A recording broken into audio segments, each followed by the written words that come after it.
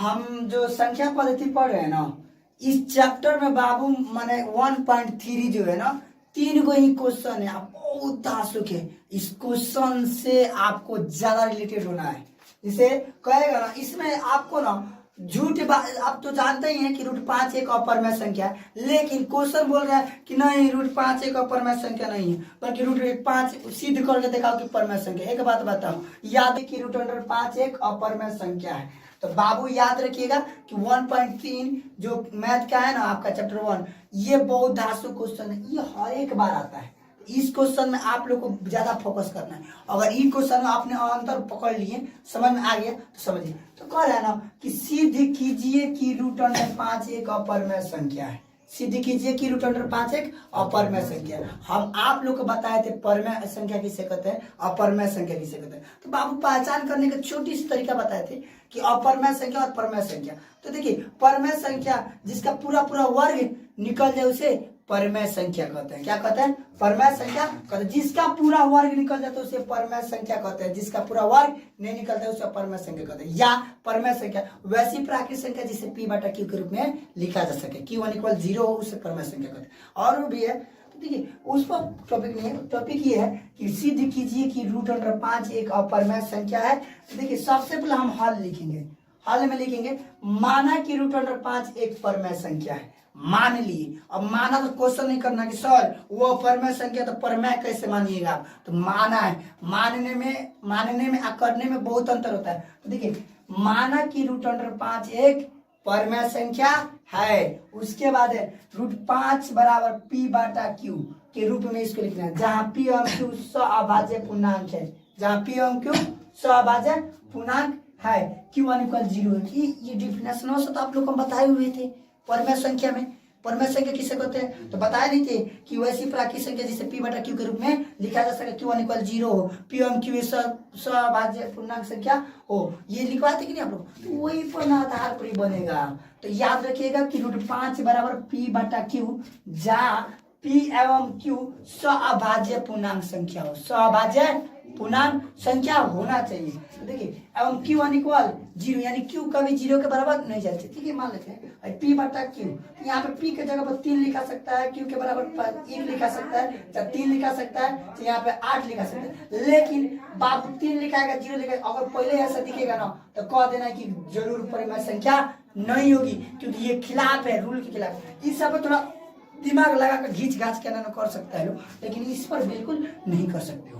तो याद रखना दोनों तरफ वर्ग करने पर। अभी बाबू वर्ग तो आप लोग से बेहतर कोई जानता नहीं है कि वर्ग कहते किसे हैं। तो वर्ग करने पर देखिए मान लीजिए यहाँ पे √5 है, यहाँ √5 है कि नहीं, रख दी। यहाँ वर्ग है बराबर P/Q के रूप में स्क्वायर रखेंगे, P/Q के स्क्वायर। अब सुनिए, अब आपको बताते हैं स्क्वायर से हम बोले थे क्या कट जाएगा, रूट कट जाएगा। वर्ग से क्या स्क्वायर से क्या कटेगा, रूट कट जाएगा। ये याद रखने की बात है कि स्क्वायर से कभी भी रूट कट जाती है, बराबर P/Q स्क्वायर। हम मानते हैं 5 है, हम बोले थे जिस संख्या 5 है तो 5 के नीचे कुछ नहीं है, तो क्या है, क्या छुपा हुआ है, 1 छुपा हुआ है। क्या है जी, 1 छुपा है। 5 के नीचे कुछ नहीं है तो क्या छुपा गया, 1 छुपा गया। इतना तो सबको पता है ना कि 5 के नीचे कुछ नहीं, तो यहाँ पे 5/1 लिख दे, किसी कोई दिक्कत नहीं है। अब बराबर अब P, अब देखिए इसमें स्क्वायर का गुना होगा तो P² होगा, इसमें स्क्वायर से गुना होगा तो P² होगा, और इसमें स्क्वायर से गुना होगा तो Q में स्क्वायर से गुना कराएंगे तो Q²। तो P²/Q²। चलते हैं तो P² बराबर 5Q² हो जाएगा। क्योंकि हम देखिए हम आपको बताते हैं एक बात, इसको तिरछा तिरछी गुना कराने पर, तो देखिए P² में 1 से गुना कराएंगे तो P² हो जाएगा, P² में 1 से गुना कराएंगे तो P² हो जाएगा, और बराबर अब 5 में Q² से गुना कराएंगे तो 5Q² हो जाएगा। समीकरण कितना हो गया, 1। यहाँ तक किसी कोई दिक्कत है नहीं। माय डियर स्टूडेंट देखिए ध्यान से, अब करें यहाँ P भी 5 से विभाज्य है। अब यहाँ P भी 5 से विभाज्य, P 5 से नहीं बच जाएगा, वही बात P 5 से विभाजन है, P 5 पर विभाजन ही होगा तो कथन कितना देगा, ये हो जाएगा। कथन कितना देगा, ये।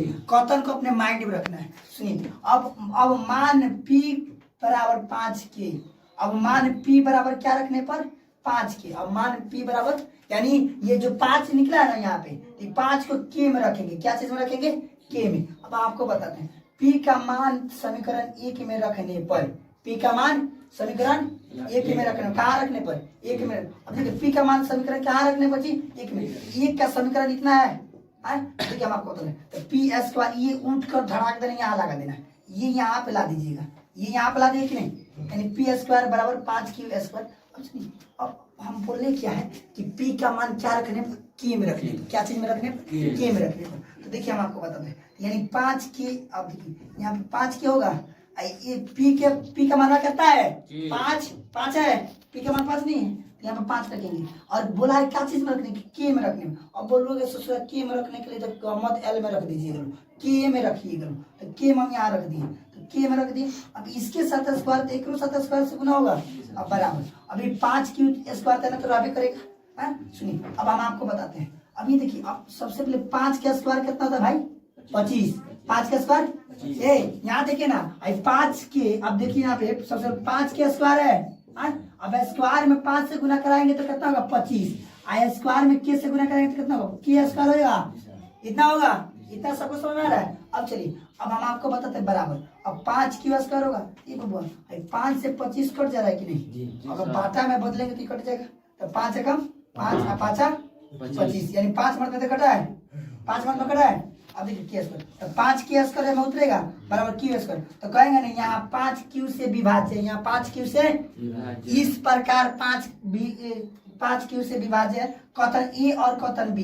कथन ए कहाँ था हमारा? कथन ए यहाँ पे था, और कथन बी कहाँ पर है? कथन बी ये दे, कथन बी यहाँ नहीं दिए थे तो यहाँ है कथन बी। तो कह रहा है ना कथन ए और कथन ए और बी से स्पष्ट है कि पी एवं क्यू एक से अतिरिक्त, पी एवं क्यू से अतिरिक्त उभयनिष्ठ क्या है? 5 है। क्या है? 5। पी एवं क्यू का एक से अतिरिक्त उभयनिष्ठ क्या बनेगा? 5 होगा। क्या होगा? 5। अब चलते हैं, तो अब सुनिए यहाँ पे, अब पी एवं क्यू सभाज्य पूर्णांक संख्या नहीं है। पी एवं क्यू सभाज्य पूर्णांक संख्या है? नहीं है। क्यों नहीं है? क्योंकि आपको सभाज्य पूर्णांक संख्या का पता है ना डेफिनेशन, तो उस पर जाइए, वहां पे जाइए जब बताए थे हम। तो पी एवं क्यू सभाज्य पूर्णांक संख्या नहीं है, अतः हमारी मान्यता गलत हुई। अतः हमारी मान्यता गलत हुई, यानी √5 ये कौन संख्या है? अपरमेय संख्या। हम चाह कर भी ये साबित नहीं कर सकते हैं कि √, अभी मत बदलिए, चाह कर भी हम साबित नहीं कर सकते हैं कि √5 एक परमेय संख्या। अब अपरमेय का बाबू परमेय कैसे कर सकते हैं? नहीं ना कर सकते। दाल में तो भात में थोड़ी कर सकते हैं, नहीं कर सकते। तो बाबू √, अब सबको समझ आया ना, √5 एक अपरमेय संख्या है। तो अब देखिए यहाँ पे ना क्वेश्चन में आपको पूछेगा कि √3 सिद्ध कीजिए कि √3 एक अपरमेय संख्या है, सिद्ध कीजिए कि √2 एक अपरमेय संख्या, सिद्ध कीजिए कि √5 एक अपरमेय संख्या, सिद्ध कीजिए कि √7 एक अपरमेय संख्या, सिद्ध कीजिए कि √11 एक अपरमेय संख्या।